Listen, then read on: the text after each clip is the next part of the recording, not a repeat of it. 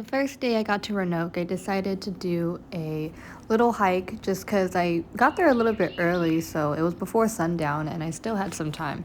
So I decided to do about a 4 mile hike up Mount Roanoke, and yeah, it was kind of tiring just because I was really tired from driving all day, but it really wasn't a difficult hike at all. It was very peaceful and beautiful, and there were lots of nice people.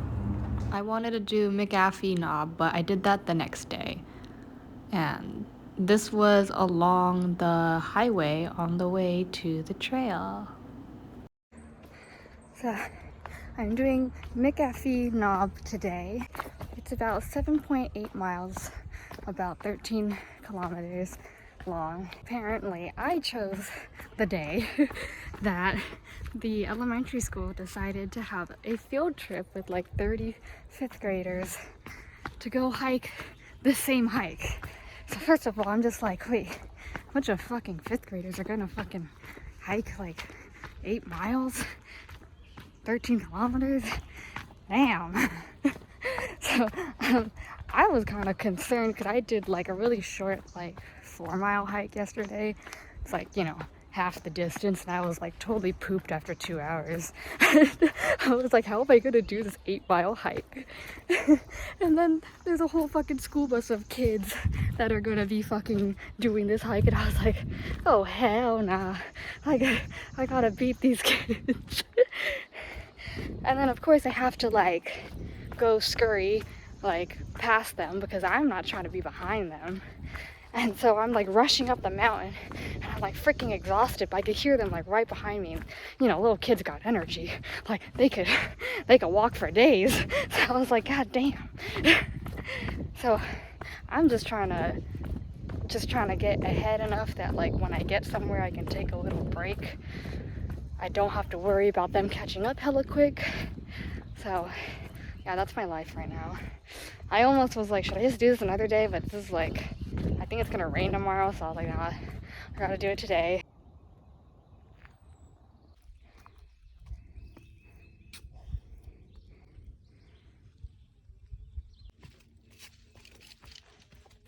I found like a little like mini-ish cave-ish thing on the way. Thought it was really cute, so I stopped by.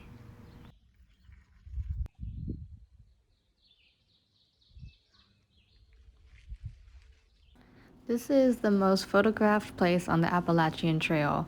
Like, apparently, the whole trail, this is like the most photographed, and I could totally see why. It was astounding, like, how beautiful it was. I was just like amazed. I kind of forgot what it looked like. I just remembered that I was going to do the hike. So I was like really surprised when I got there. And there's usually a lot more people apparently. Well, there were like, 30 kids, and then there was like a lot of backpackers, a lot of people doing the backpacking like the entire Appalachian Trail, going to and from. So yeah, there were some people, but everyone was really friendly. And apparently, they even had like 300 people up there at once one time. I was like, that's crazy. I am so glad that there's less people here. I did decide to walk down a little bit further to get away from the crowd and find a little spot to meditate. So, one of the backpackers told me that there was a really beautiful spot just down the way. So, I decided to walk down further, and it was just such amazing, beautiful views. I took the cliffside because I am adventurous and I wanted a beautiful scenery, but you could also take the Appalachian Trail through the trees and stuff.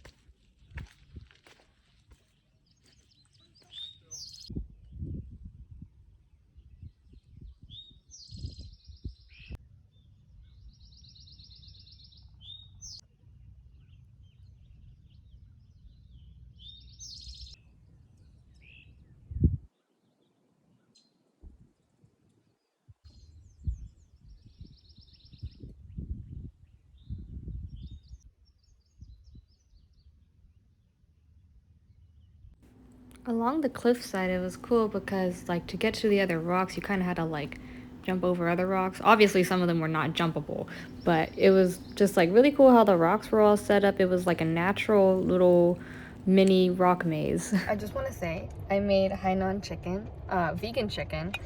I didn't take any videos because I was on the phone with my friend while I was cooking, but yeah, it was cool. I got, like, a frozen vegan chicken. I think this one, oh, I forgot the name of the brand, but I haven't tried this one, so I was kind of worried that it would, like, taste like shit, but it was good. I just put it in my little microwave thing, container thing, and cooked it for, like, I did, like, a little bit over half an hour, but then I put the bag in weird, so then, like, part of it was still kind of cold, so I just let it sit in there for, like, another, like, I don't know, like, 20 minutes, maybe 30. My concept of time is really bad, but yeah. Yeah, and then I used the rest of the sauce to put on top of the vegan chicken, and it's pretty bomb.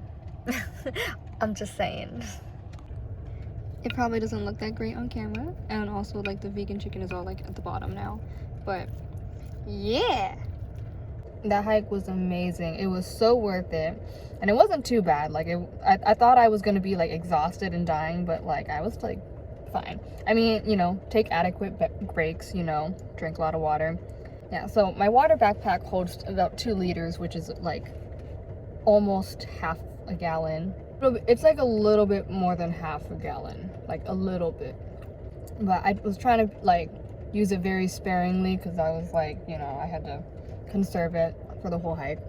But yeah, I'm pretty tired, but it's gonna, like, rain and, like, storm tomorrow, so I'm like, yo, if I'm gonna do this other hike, I gotta do it now.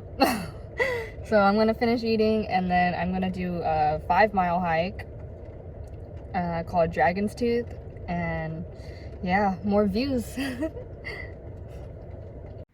Okay, so I was extremely tired and barely got a break. This place was, like, only a few minutes away from my last hike, so I had, like, a 6-minute break. And, I mean, I did eat a little bit, but that was about it. I was pretty exhausted, so I feel like this hike seemed a lot harder than it actually is, although it is a difficult hike. Like, it's definitely, like, has some scrambling to do. The first portion is very easy.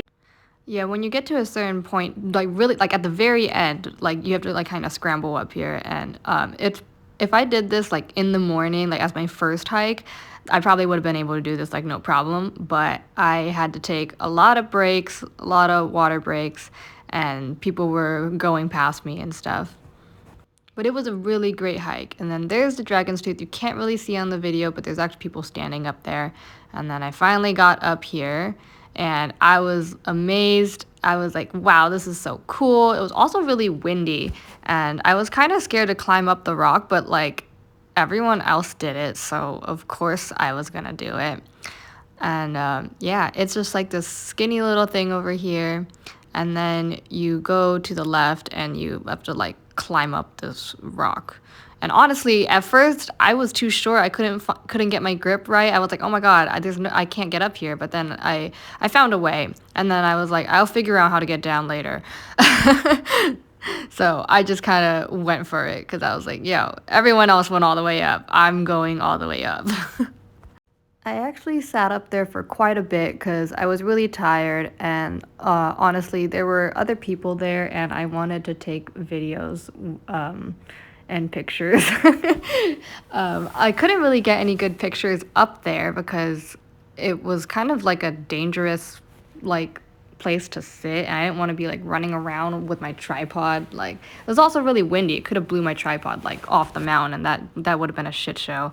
So yeah, but I did get to chat with the people there a little bit. Then when they left, I sat up there, went up a little higher, took some more pictures and videos so that you guys could really see the view and how high up and how dangerous of a place I was sitting. It was definitely one of the more difficult hikes that I've done in my life. It was, I think, like 2.5 miles or something like that, one way, and then 2.5 back. And like I said, it probably is would have been a little bit easier if I wasn't super exhausted from my last hike, but yeah. Oh, and then I climbed over here because I thought it would be a cool picture. Yeah, that was the hike.